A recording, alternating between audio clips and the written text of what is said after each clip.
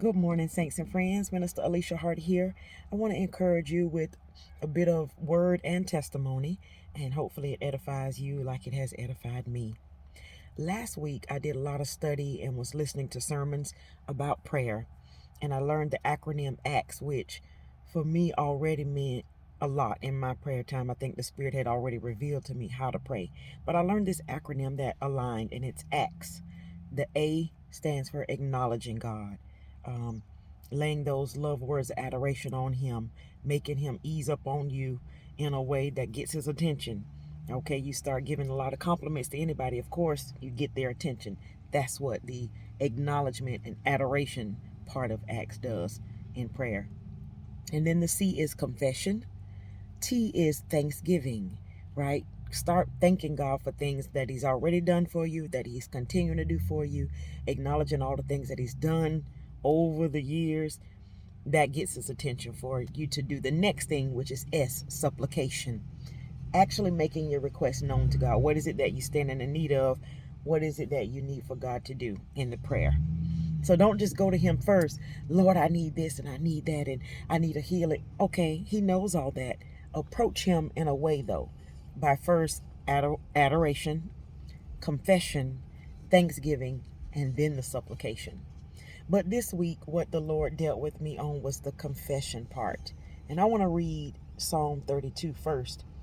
It says, "Blessed is he whose transgression is forgiven, whose sin is covered. Blessed is the man unto whom the Lord imputeth not iniquity, and in whose spirit there is no guile. When I kept silence, my bones waxed old through my roaring all the day long. For day and night thy hand was heavy upon me. My moisture is turned into drought of summer.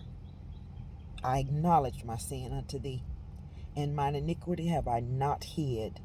I said, I will confess my transgressions unto the Lord, and thou forgavest the iniquity of my sin." Okay, this is where the Lord dealt with me a lot this week.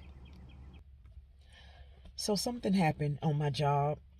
We were in a meeting, and some things that I said, and kind of the way it deterred the whole meeting for me to get some understanding in an area. It's a project we're working on at work. And anyway, things ended up and wrapped up fairly well, but I was bothered in my spirit for the rest of the day, all the way through the night. And the Spirit was speaking to me through the night about what I need to do to make that situation right. And what I learned about confession in my study about prayer last week, God revealed it even more to me. So I thank God for showing me what it is that I needed to confess. Because, like David explains here in this passage of scripture, he says that when I kept my silence, when I did not confess, that my bones waxed old through my roaring. Day and night, the Lord's hand was heavy upon me. I experienced it. It did something to me emotionally and physically. I did not sleep good. My stomach hurt. So, unconfessed, how you doing?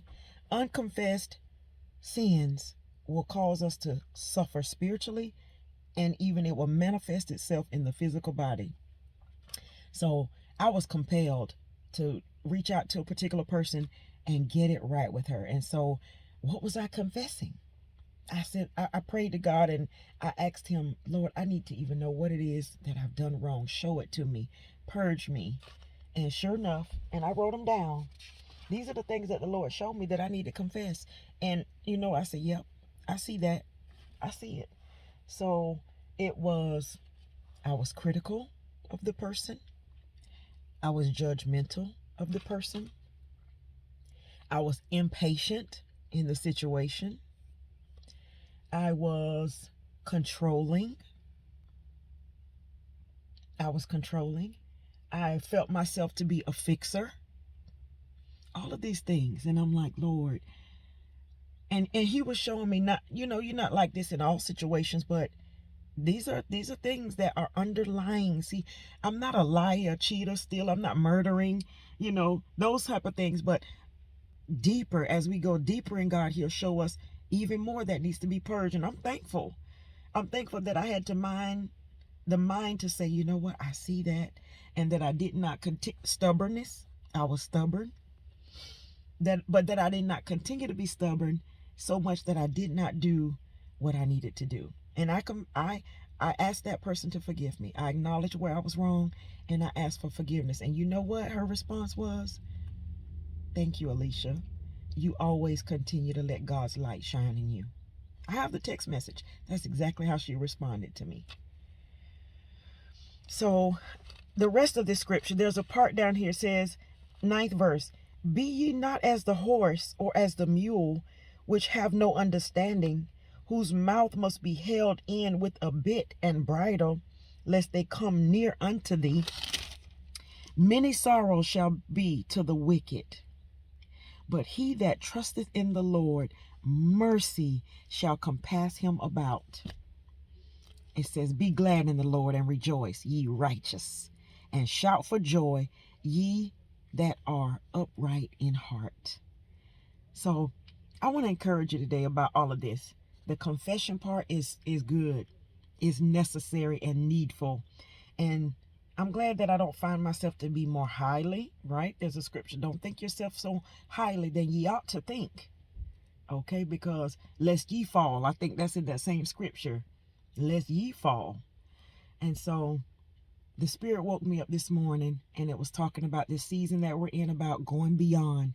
And he said, Alicia, going beyond means to grow up.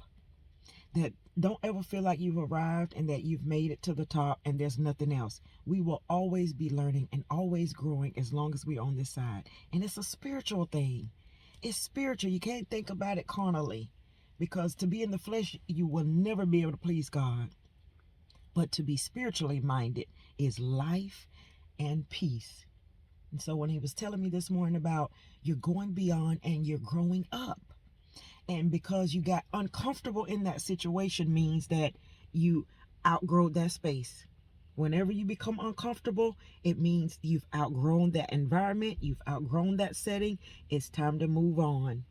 When you're no longer satisfied, when you don't find joy anymore in a particular area, you've outgrown it. And that's what the Lord was showing me. That's what you're doing. You're growing. That's why I showed you that uncomfortable spot, so you can go beyond and go higher.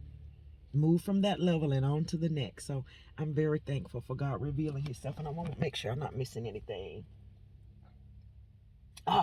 Also this part. You will get the attention of men. As you grow up, you will get the attention of men, but you'll impress God. So be careful not to mix it up and impress people and get the attention of God. And you'll say, okay, explain that. You can get the attention of God in the wrong way. In Revelations, he said, I have somewhat against you. This is lacking. That is going wrong. So we can get God's attention in a way that makes him bring upon wrath. But if we impress him, then we're right where we need to be. And all the time, while you impress God, you're getting the attention of men. It's a light. It's a light that's shining and drawing others. But let's not be men pleasers. Oh, I want to impress men. I want to get more likes and followers. I want to go viral. You'll impress men that way, but you'll get the attention of God and say, is what you're doing to the glory of me or to the glory of yourself? But it's all about confession, and it's all about walking in the Spirit. I pray this has blessed you. Have a wonderful day.